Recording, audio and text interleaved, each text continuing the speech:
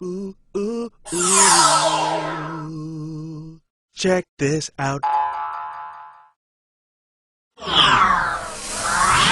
Welcome back to the mailbag here on the Dean Show. I'm Yusuf Estes and want to jump right into this one. This is an interesting one and a common one as well. When a person reaches the reaches the point where they say, well, the evidence is overwhelming and it seems to me that Islam is the truth.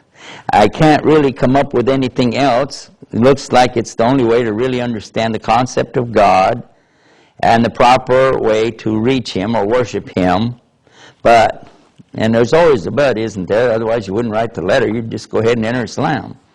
But, he said, I have a habit over my life of chasing women, drinking alcohol, and various and other sundry things that he details here we don't need to go into. But in any case, he said, what if I went to Islam, which seems right to me, but at the same time, what if I can't hang on? What if I fail? What if I fall out of Islam?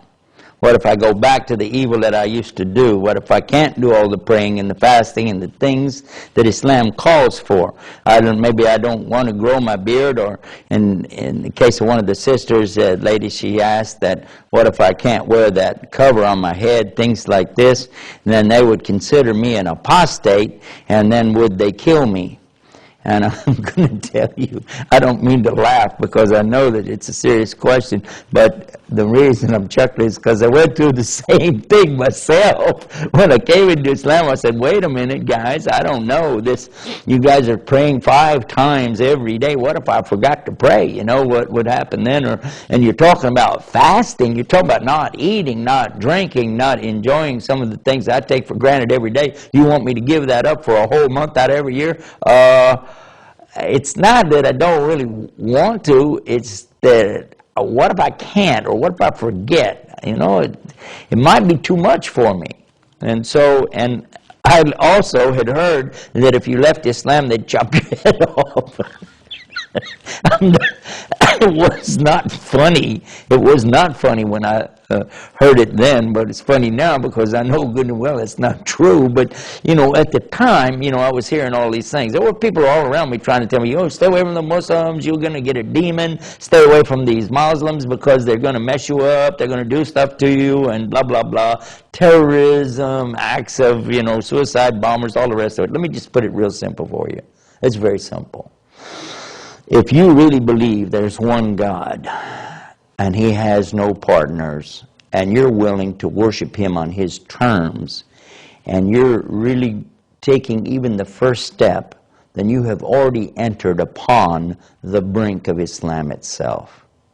Whether you know anything about the Arabiya, the Arabic language, or the Quran, or the Prophet Muhammad, peace be upon him, whether or not you have any knowledge of all of the subjects that people talk about, or even establish the first prayer, or even fast the first day of Ramadan. The fact that you believe and you're trying your best indicates immediately you're progressing toward true Islam. You want to continue in that way as much as you can, at your own pace, going step by step. Don't worry about the other people around you. This is not a race between you and the people.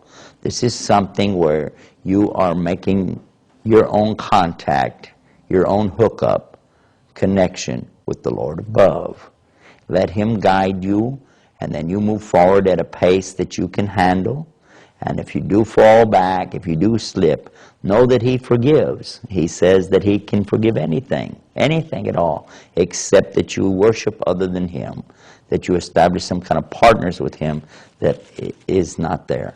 So keep that in mind, and then do this. Go in your heart and pray and say, oh Lord, I know that You exist, and I know You created me, and I want You to give me the best for me. Guide me to the truth.